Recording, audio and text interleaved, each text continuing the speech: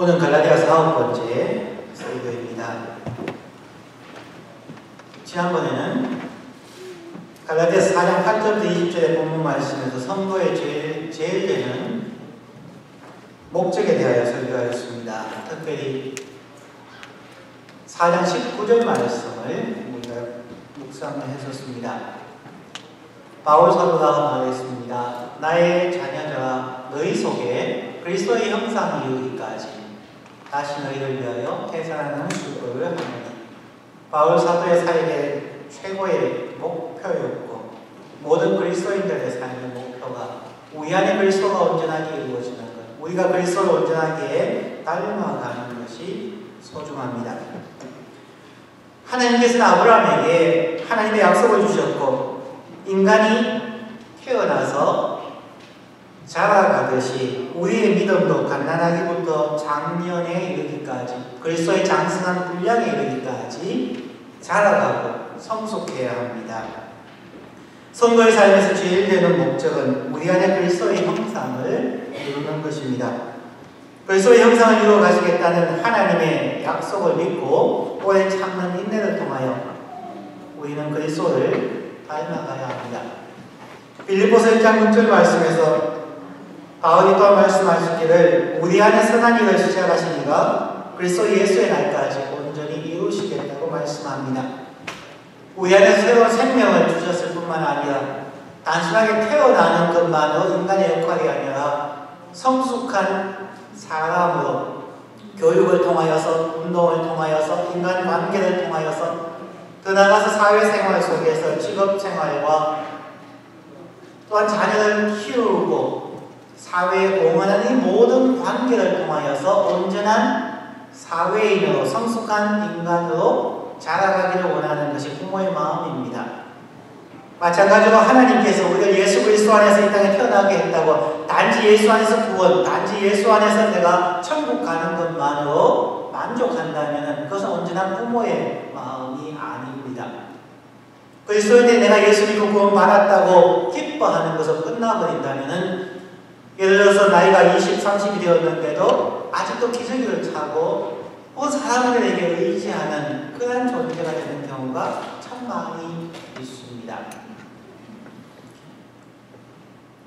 신앙 안에서 어떤 사람들은 엔타이노미아니즘처럼 더 이상 율법이 필요 없다고 생각하고 그냥 구원의 즐거움만으로 살아가야 된다고 생각하는 사람들도 있습니다. 오늘 성경 말씀을 잘못 이해하면 율법을 반대하는 쪽으로 갈 수도 있습니다. 그러나 그것은 아닙니다. 전체적인 갈라디아서의 맥락 속에서 보면은 하나님의 은혜로 구원을 받았을 뿐만 아니라 이 하나님 안에서 새로워진 우리가 어떻게 점진적으로 생각이 바뀌어지고 습관이 바뀌어지고 인간 관계가 바뀌어져서 온전한 그리스도의 형상을 이루어가는가, 그것이 참 기독교의 가르침이라는 것입니다. 그런데 우리가 그리스도를 닮아가는 데 있어서 가장 방해가 되는 것이 무엇일까요? 오늘은 바로 그 부분에 대해서 갈라디아서는 말하고 있습니다. 우리에게 가장 방해가 되는 것은 우리들의 습관이라고 할 수 있습니다. 나이가 드신 분들은 성품이 잘 변하지 않습니다. 자신이 살아온 세상의 경험과 지식에 휩싸여서 자신의 익숙한 방법으로 생각하고 살아가려고 하니까 그리스도의 형상을 잘 이루어갈 수 없게 됩니다. 그래서 연령과 관계없이 젊은 층에서도 자기 생각에 빠져있는 사람, 자기의 생각의 패턴, 습관 속에 빠져있는 사람들은 하나님의 말씀이라 할지라도 잘 받아들이지 않는 경우가 많습니다. G. 메르디스라고 하는 사람은 이와 같은 말을 남겼습니다. 40세가 지나면 인간은 자신의 습관과 결혼해버린다. 가장 가깝게 영향을 미치는 결혼의 관계 속에 인간의 습관을 이야기하고 있는 것입니다. 세상의 문화와 방식 그리고 그 문화 속에 젖어서 습관화되어버린 우리의 생각과 삶이 하나님의 약속을 어기게 하는 경향이 있음을 아브라함의 삶에서 찾아볼 수 있고 또한 우리의 삶에도 있음을 오늘 살펴보게 되겠습니다. 오늘 말씀 가운데서 첫 번째는 육체를 따라가는 자녀와 약속을 따라가는 자녀. 우리의 표현을 하면 습관을 따라가는 자녀와 하나님의 약속을 따라가는 자녀라고 바꾸어 생각해 볼 수가 있겠습니다.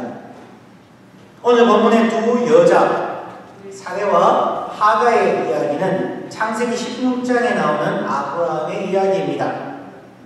하나님께서 나이가 많은 아브라함에게 자녀를 하늘의 별처럼 많이 주시겠다고 약속하셨습니다.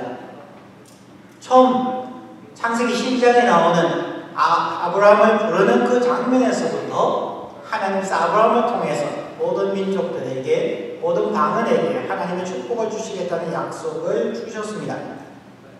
그런데 아브라함의 나이가 90이 넘어가면서 점점 초조해지기 시작했습니다.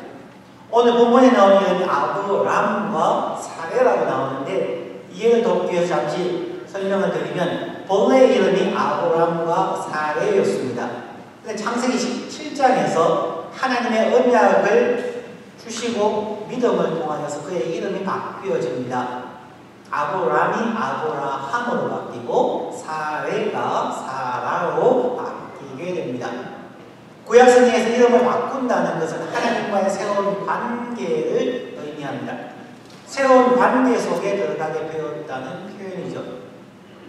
그래서 로만 캐톨릭에서는 영세를 받으면 영세명을 줍니다. 바로 그런 전통 때문에 주어지는 것입니다. 오늘 본문에 나오는 이름은 아브람과 사레이지만 사라와 아브라함과 같은 사람임을 생각하시면 됩니다. 하나님의 약속을 믿었던 아브라함과 사레였지만 자신들의 나이가 많아지고 육신이 연약해지니까 신체적으로 자녀를 낳을 수 없을 것 같다는 생각과 초조함이 들기 시작하였습니다. 조급한 마음에 자신이 어찌할 수 없으니까 자신의 여종을 남편에게 주어서 동침하여 하나님의 약속인 자녀를 낳으라고 말했습니다. 아브라함은 아내의 말을 못 이긴 척 들어서 여종 하갈과 동침하고 아들을 낳게 됩니다. 이 내용들이 창세기 16장의 주요 내용들입니다. 창세기 16장의 중요한 몇 부분을 읽어드립니다. 16장 1절 아브라함의 아내 사레는 생산치 못하였고 그에게 한 여종이 있으니 애굽 사람이요 이름은 하갈이라. 사레가 아브라함에게 이르되 여호와께서 나의 생산을 허락지 아니하셨으니 원컨대 나의 여종과 동침하라. 내가 혹 그로 말미암아 자녀를 얻을까 하노라 하며 아브라함이 사레의 말을 들으니라. 아브라함의 아내 사레가 그 여종 애굽 사람 하갈을 가져 그 남편 아브라함에게 채로 준 때는 아브라함이 가나안 땅에 거한 지 10년 후였더라. 아브라함이 하갈과 동침하였더니 하갈이 잉태하며 그가 자신의 잉태함을 깨닫고 그 여종을 멸시한지라. 사라가 먼저 아브라함의 아들 애굽 여인 하갈에서 생이 이삭을 희롱하는지라. 그가 아브라함에게 이르되 이 여종과 그 아들을 내어 쫓아라. 이 종의 아들은 내 아들 이삭과 함께 기업을 얻지 못하리라 하며 아브라함이 그 아들을 위하여 그의 일이 깊이 근심이 되었더니 아브라함이 아침에 일찍 일어나 떡과 물 한 가죽 부대를 취하여 하갈의 어깨에 메어주고 그 자식을 이끌고 가게 하며 하갈이 나가서 보엘세바들에서 방황하더니 라는 실제 사건을 얘기하고 있습니다. 그들에게 있어서 하나님의 약속을 붙잡고 가는 과정 중에서 그 기간이 길어질 때에 사람들은 초조하게 되고 인간의 생각과 방법과 그 시대의 문화와 습관 속에서 우리는 신앙을 타협하게 된다는 그런 내용입니다. 하나님께서 약속하신 약속의 자녀, 그 약속의 자녀는 오랜 시간에 걸친 인내를 통하여서 유업을 얻게 됩니다. 하나님의 약속은 참으로 오랜 기간에 걸쳐서 이루어지는 것을 우리는 성경 속에서 보게 됩니다. 아브라함에게 10년 이상의 시간을 기다린다는 것은 힘든 시간들이었을 겁니다. 75세에 하나님을 떠나서 가나안으로 갔습니다. 창세기 16장에 보면 10년여 후에 그들이 기다리지 못하니까 사레가 그의 여종 하갈을 아브라함에게 주는 장면이 나옵니다. 10년여의 그 시간을 그들은 오래 기다렸다고 생각할 수가 있습니다. 하나님의 약속이 10년여 동안 이루어지지 않았을 때 우리는 조급해질 겁니다. 아니 10년이 아니라 저희들에게는 1년, 2년의 기다림의 시간도 인내하지 못하는 경우가 참 많지 않습니다. 믿음은 인내를 요구합니다. 우리의 어린아이들을 바라볼 때에도 5살, 10살 되는 아이들이 부모에게 얘기합니다. 언제 아빠, 엄마처럼 되나요? 어린아이는 빨리 크고 싶습니다. 빨리 자기들이 하고 싶은 것을 하고 싶습니다. 하지만 그들은 기다려야 합니다. 시간이 있기 때문에 그러합니다. 아브라함과 사레가 하나님의 약속을 받았지만 10여 년 동안 그 사이에 아무런 물증이나 처음 약속의 확인 없이 10년 이상의 기간을 지난다는 것은 참으로 어려운 것이었을 겁니다.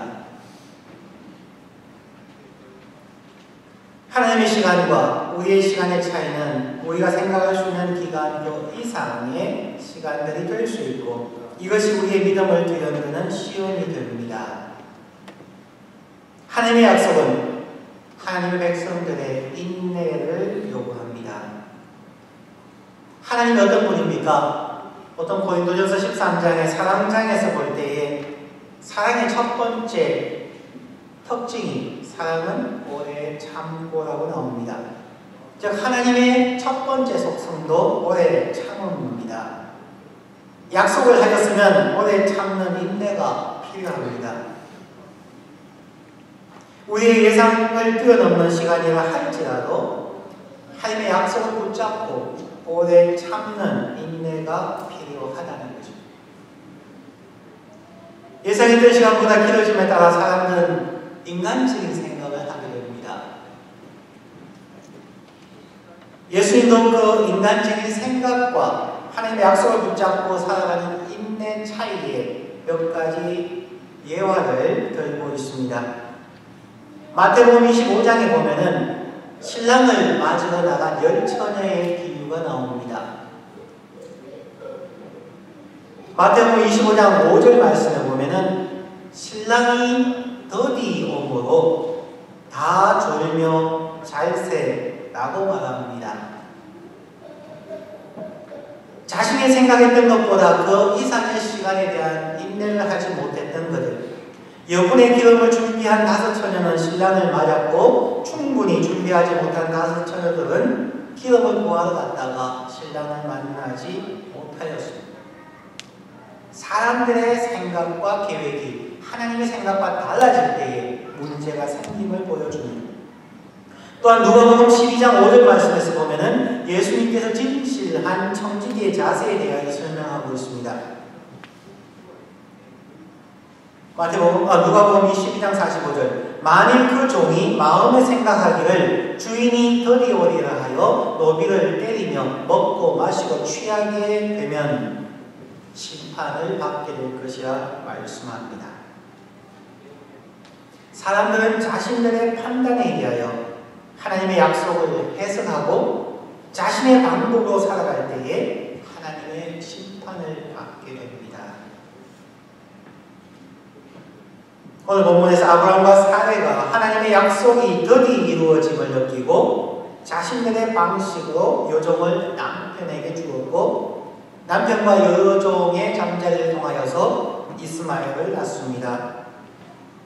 아들 낳은 여종 하갈은 아들을 믿고 그의 여주인 사레를 업신여기게 되었고 결국 인간의 생각과 방식이 하나님의 약속, 하나님의 뜻을 왜곡하고 인간들에게 오랜 기간 동안 고통스럽게 한다는 말씀입니다. 이 말씀이 앞에서 보았던 4장 19절의 말씀과 연결시켜 보아야만 한다는 것입니다. 우리 안에 그리스도의 형상이 이루어질 때까지 하나님은 하나님의 시간과 하나님의 방식으로 우리를 이끌어 가십니다. 우리가 너무 급하게 우리의 생각과 우리의 습관에 의해 살아가면은 마치 어떨 때는 우리의 신앙의 진보가 조금 더 빠를 것 같지만 결국 인간적인 생각과 타협에 의해서 무너지는 경우들이 참 많이 있습니다. 교회 활동을 할 때에도 인간적인 방법으로 교회를 빨리 성장시키려고 하다 보니까 문제가 생기게 됩니다. 개인의 삶에 있어서도 이것저것 찾아다니다가 신천지나 여러 가지 엉뚱한 곳에 가서 어려움을 겪는 경우들이 많이 있음을 보게 됩니다. 하나님의 약속을 믿고 인내하며 꾸준히 날마다 한 걸음 한 걸음 나아가는 신앙의 삶이 그리스도의 형상을 이루어가는 데 가장 중요한 스텝들이라는 것입니다. 저와 여러분은 하나님의 약속의 자녀들입니다. 우리는 하나님의 약속을 가슴에 품고 사는 사람들입니다. 눈에 어떤 것이 보이지 않는다고 좌절하지 않아야 합니다. 하나님의 약속이 드디 이루어진다고 하여서 세상적인 방법으로 시간을 낭비하거나 자신의 방법으로 하지 않아야 함을 오늘 본문은 얘기해주고 있는 것입니다. 하나님의 약속은 우리의 판단과 해석을 넘어서는 긴 시간 동안의 순종과 헌신의 삶 그리고 경건의 삶을 요구합니다. 우리가 불순종하게 되면 아브라함과 사례의 역사처럼 우리가 뜻하지 않은 고통스러운 결과가 올 수 있음을 경고하고 있습니다.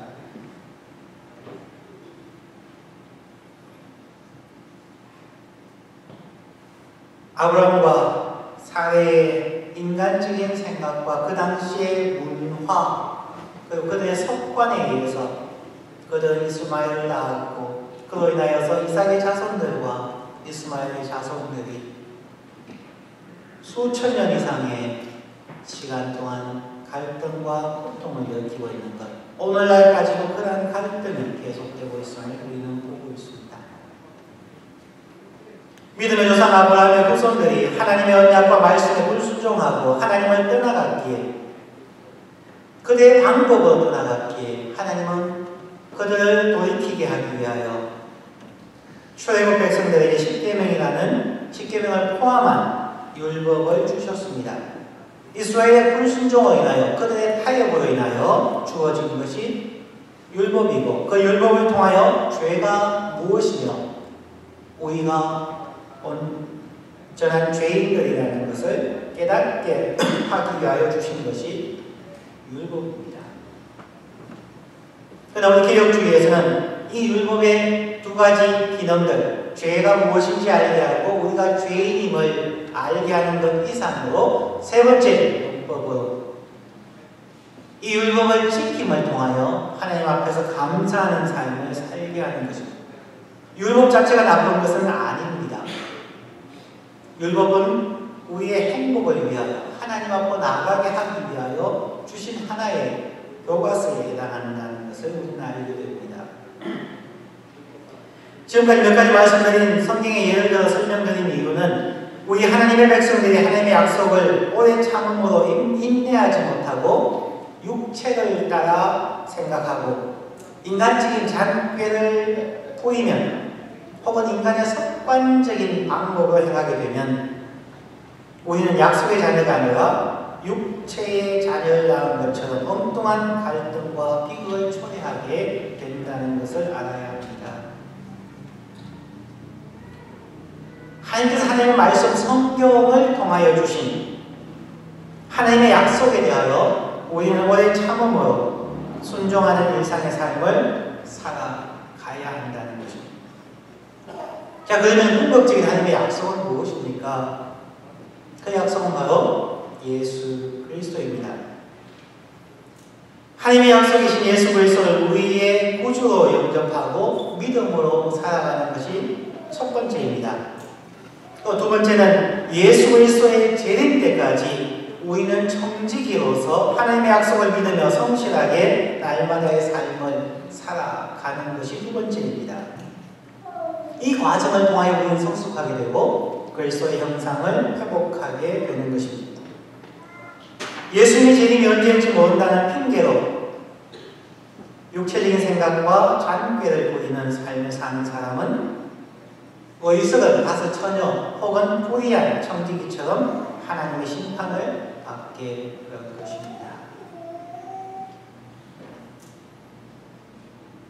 첫 번째 부분에서 바울 사도는 아브라함과 사회와 하갈의 이야기를 통하여 설명하고 난 후에 두 번째로 약속의 자녀는 항상 매 순간마다 하나님과의 관계를 우선해야 한다는 것입니다. 26절부터 29절 다시 읽습니다.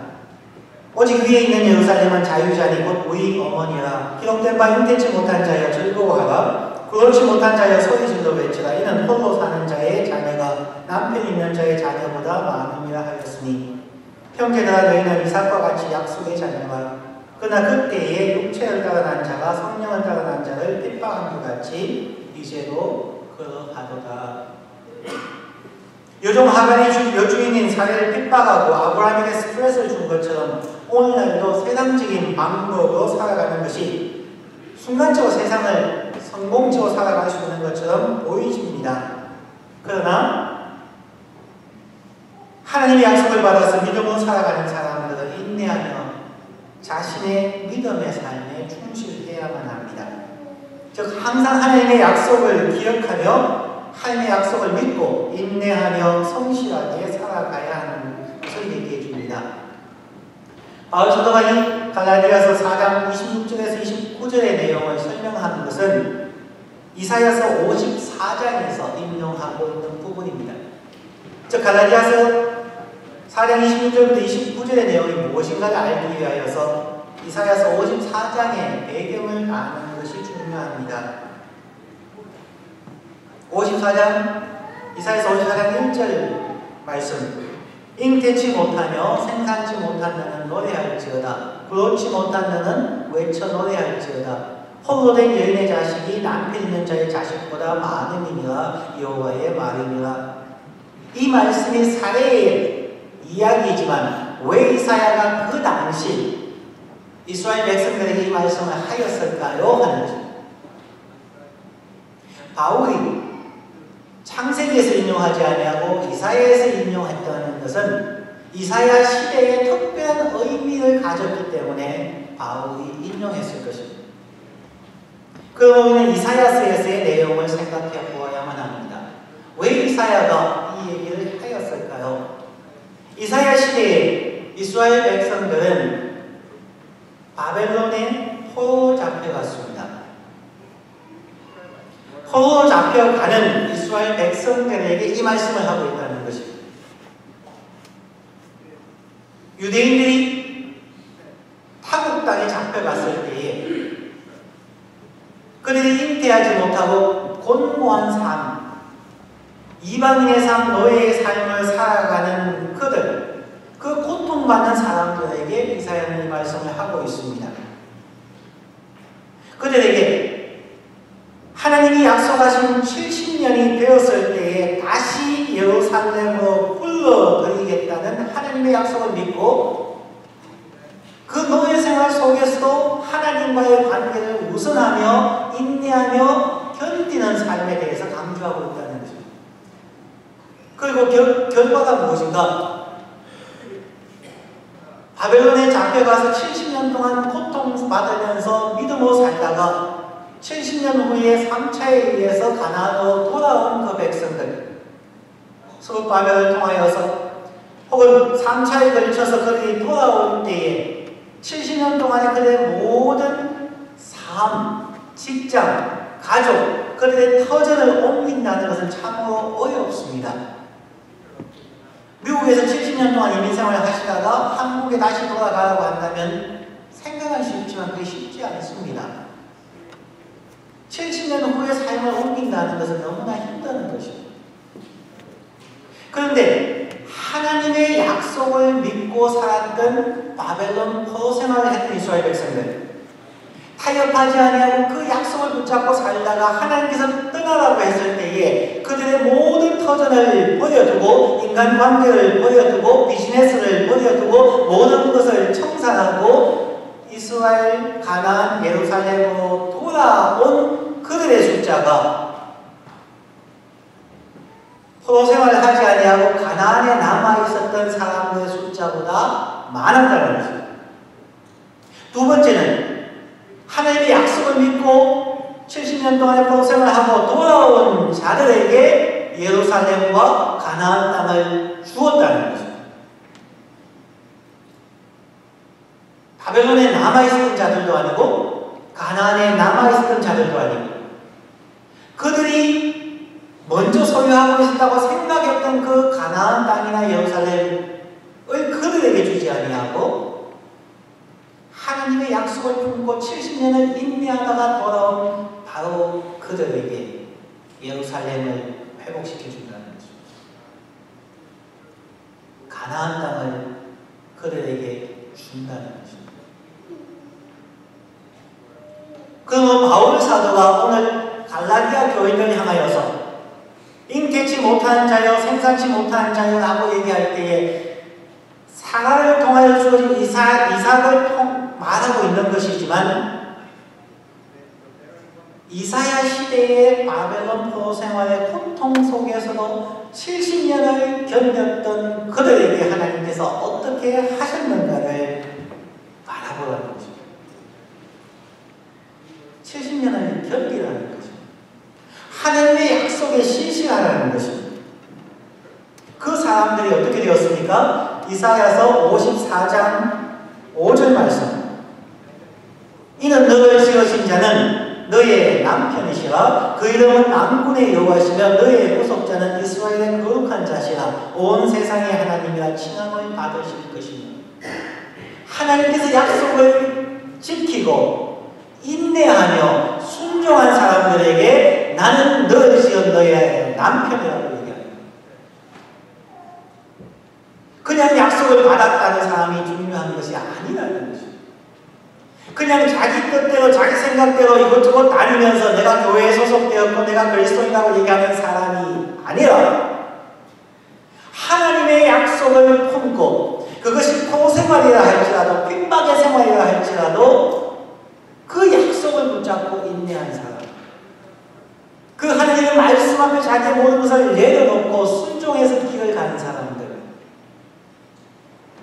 그들에게 하나님께서는 내가 너의 남편이 되고 너의 하나님이 되며 너희와 함께 할 것이라고 약속한다는 것입니다. 바울 사도가 갈라디아 교인들에게 얘기하고 싶었던 것입니다. 단순하게 사라의 자녀 이삭, 그로 인하여 오게 될 예수 그리스도 메시아만을 얘기하는 것이 아니라 이미 예수 그리스도를 믿었던 그들에게, 이미 교회 안에 들어와 있는, 이미 예수 그리스도를 구세주로 영접하고 이미 교회 안에 들어와 있던 갈라디아 교인들에게 얘기하고 있다는 것을 기억해야 합니다. 저와 여러분은 어떠합니까? 예수 그리스도를 믿은 지가 얼마나 되셨습니까? 내가 하나님의 약속으로 또한 하나님의 영원한 약속인 천성의 약속으로 약속을 받은 사람으로서 살아가는 저와 여러분의 삶은 어떠합니까? 지금 우리는 어디에 있습니까? 그냥 가나안에 남아 있습니까? 아니면 하나님의 뜻이기에 바벨론에 좀 잡혀가서 포로 생활하고 있습니다. 바벨론에 있더라도 떠나라고 했을 때 떠나는 사람입니까? 아니면 거기에서 70년 살았으니까 거기에 정착하고 남아있을 것입니까? 하나님의 약속은 첫 번째는 인내를 요구한다면 두 번째는 우리의 결단과 순종을 요구합니다. 그것이 약속의 자녀입니다. 그것이 하나님께서 오늘날 그리스도인들에게 요구하시는 약속의 자녀입니다. 오늘 설교 제목이 여러분은 약속의 자녀입니까? 처음 본문을 읽고 제 설교 제목을 보신 분들은 모두가 그렇게 얘기할 겁니다. 그래요, 우리는 약속의 자녀입니다. 우리는 율법으로 구원받은 자가 아닙니다. 그리고 우리는 하나님의 약속의 자녀입니다. 라고 생각했을 겁니다. 갈라디아 교인들도 이미 예수를 믿었던 자들입니다. 갈라디아 교인들도 이미 교회 안에 있었던 사람들, 그들에게 왜 바울이 이 얘기를 했을까요? 그들은 스스로 약속의 자녀라고 생각했지만 여전히 육체의 자녀들입니다. 그들의 습관과 그들의 신앙의 전통과 문화와 자기 생각 속에 빠져서 자기에게 빠져서 살아갔던 자들이라는 것입니다.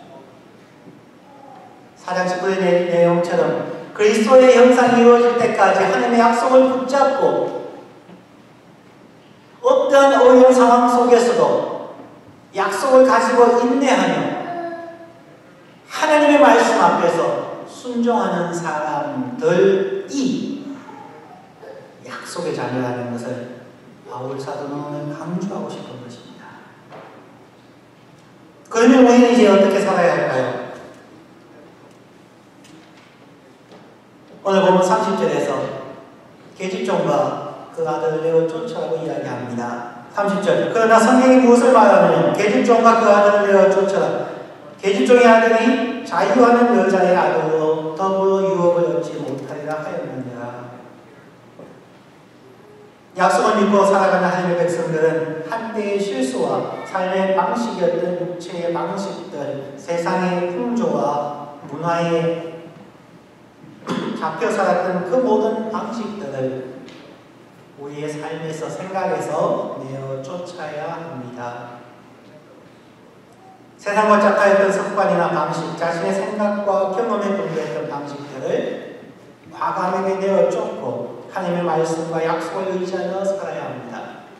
바울 사도는 내어 쫓으라고 얘기했지만 이사야의 내용을 보면은 바벨론의 그 문화 속에 70년을 살았던 그 습관과 뿌리 내렸던 그 방식에서 벗어나라는 것입니다. 내어 쫓으시든지 저와 여러분이 지금 현재 있는 곳에서 나오시든지 약속의 백성들은, 약속의 자녀들은 하나님의 약속만을 붙잡고 순종하는 삶을 살아야 함을 이야기합니다. 우리들은 인정이 너무 많아서 지금까지 함께온 우리의 오랜 습관들을 어떻게 버릴 수가 있겠습니까? 오랫동안 함께온 친구인데 어떻게 매정하게 단절할 수가 있겠습니까? 이러한 변명을 하는 사람들이 참 많이 있습니다. 30년 함께온 나의 일부인 술과 담배를 어떻게 끊겠습니까? 오래전에 비싼 돈 주고 사는 물건들인데 어떻게 버립니까? 그러다가 우리는 보통품이 아닌 쓰레기와 함께 살아가게 되는 경우가 많습니다. 우리가 그래서 한 번씩 이사를 해보아야 합니다. 한 번씩 이사하기 위하여서 클라젯이나 스토리지에 있는 물건들 다 한 번 꺼내보아야 합니다. 그래야 우리가 얼마나 많은 쓰레기와 함께 살고 있는지를 알게 됩니다. 1년에 한 번도 사용하지 않는 물건들이 얼마나 많은지 버리기에는 아깝고 가지고 있으면서 쓰지 않는 물건들이 얼마나 많은지 모릅니다. 한번 이사를 해보거나 대청소를 해보아야 우리는 버려야 할 것들이 너무나 많은 것을 알게 됩니다. 신앙도 그런 것입니다. 신앙은 안주하는 것이 아닙니다. 신앙은 끊임없이 움직이는 것입니다. 신앙의 가장 중심되는 것이 성전이죠. 템플에 대해서 다시 한번 리마인드 시켜야 됩니다. 하나님이 어떤 분인지, 우리 기독교 신앙이 어떤 것인지를 알아야 하기 때문에 그렇습니다. 성경 전체에서 성전에 대해서 9가지를 저는 생각을 하게 됩니다. 성전의 기본 원리, 데피니션이 성전은 하나님과 하나님의 백성이 만나는 장소입니다. 하나님과 하나님의 백성이 만났던 장소들을 창세기부터 요한계시록까지 한번 쭉 살펴보시면 크게 9가지를 볼 수가 있습니다. 가장 먼저 하나님이 하나님의 백성과 만났던 곳은 에덴 동산입니다. 하나님께서 아담과 하와를 막 자유롭게 만났던 곳입니다.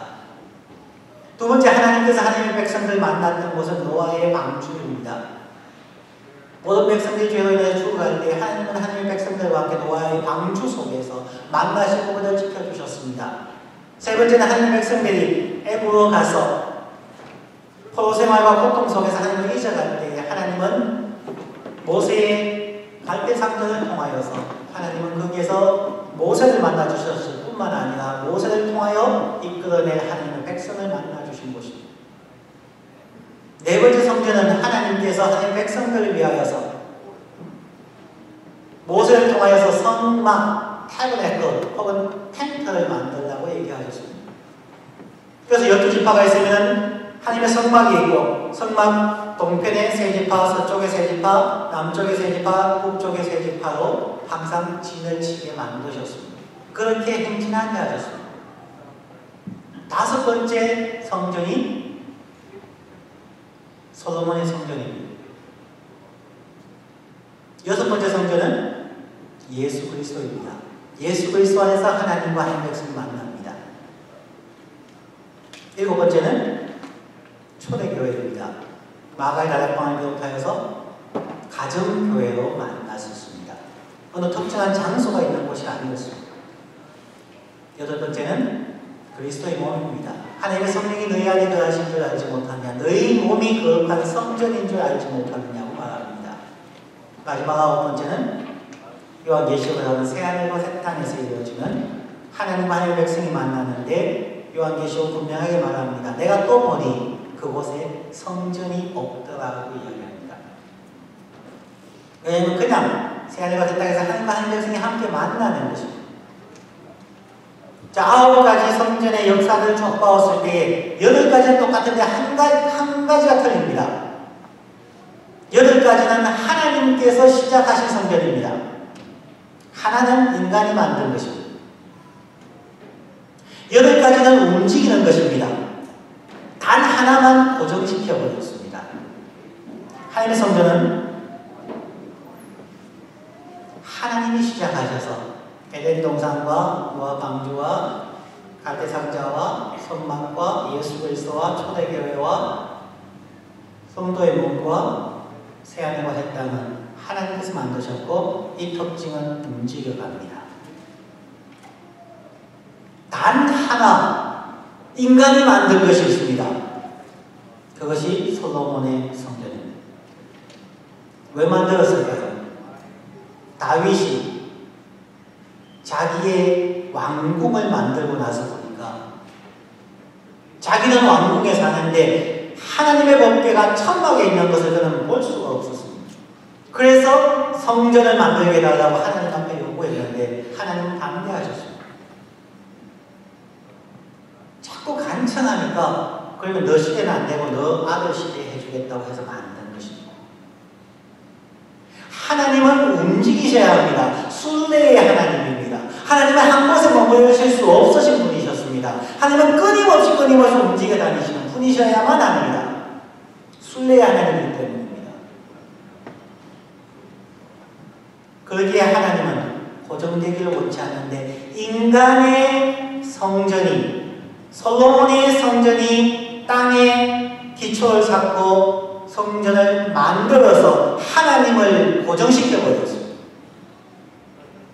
이전에는 하나님이 하나님의 백성을 따라다녔는데 바울 사도가 고린도 교회에서 얘기한 것처럼 너희를 따라다니던 안식에서 무이 나왔다는 표현이 나옵니다.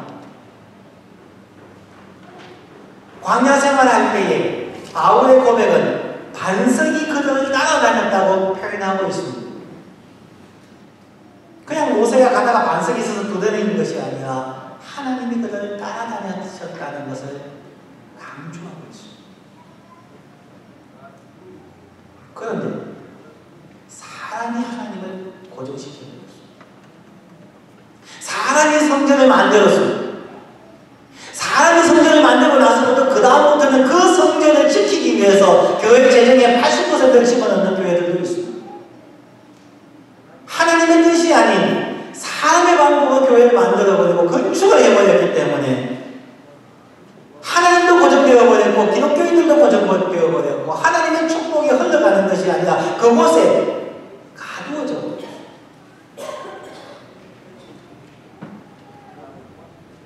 우리는 그게 가두어져 있어요.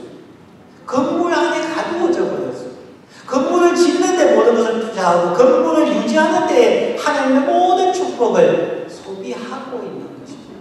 비성경적인데요. 사람들이 성전을 지을 때 솔로몬의 성전을 보십시오. 솔로몬의 성전이 금으로 되어 있고 얼마나 화려했습니까? 그들은 성경을 몰라서 그렇습니다.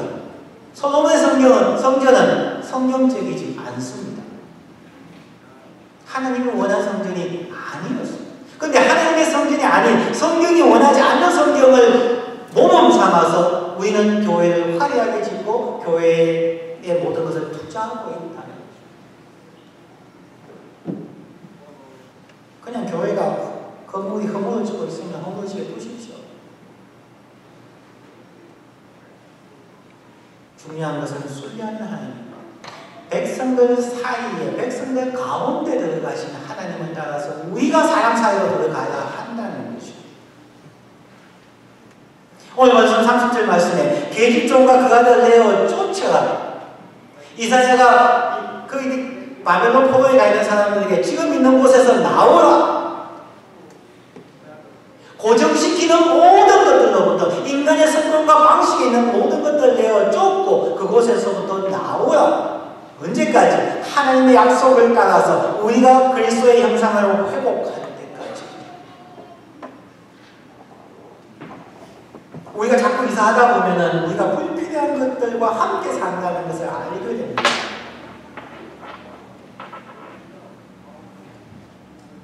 우리의 마음을 자주 움직여서 그리스도를 따라가십시다. 안주하고자 하는 마음을 살펴보십시다. 우리의 집, 우리의 차, 우리의 어떤 과학적인 기기들, 가젯들, 심지어 교회 건물들까지도 과감하게 벗어날 필요가 있습니다. 우리의 신앙생활에 도움이 되지 않는 습관이나 습관들을 과감하게 내어 쫓아야 합니다. 예수 그리스도의 재림의 약속을 믿는 그리스도인들은 충성된 청지기로서 하나님께서 각자에게 맡겨주신 일을 성실하게 행하여야 합니다. 우리의 건강에 대해서, 우리의 시간에 대해서, 우리의 돈에 대해서, 우리의 경험에 대해서 이 모든 것은 하나님께서 우리로 하여금 세상을 위하여, 이웃을 위하여, 순리하시는 하나님을 위해서 사용하여져야 한다고 얘기하셨습니다. 5달란트나 2달란트 맡은 청지기들처럼 성실하게 노력하고 삶의 갑절을 하나님께 돌려드려야만 합니다. 1달란트 맡은 게으른 청지기처럼 땅에 묻어두고 건물에 묻어두고 자기의 위치에 그냥 뿌리를 박아두고 하나님의 은혜와 축복을 버려두면 마지막 날 심판을 받게 될 것입니다. 하나님의 약속의 자리는 하나님의 약속을 믿고 마음에 새겨서 어려운 시간 속에서 오래 참으며 인내하며 또한 충성된 청지기처럼 날마다의 삶에 성실한 사람들입니다. 단순히 나는 하나님의 백성이다 라는 말만 하지 않고 약속의 사람처럼 인내하며 순종하며 청지기로 살아가는 우리 모든 성도님들이 계시기를 주님의 이름으로 축원합니다. 기도하겠습니다.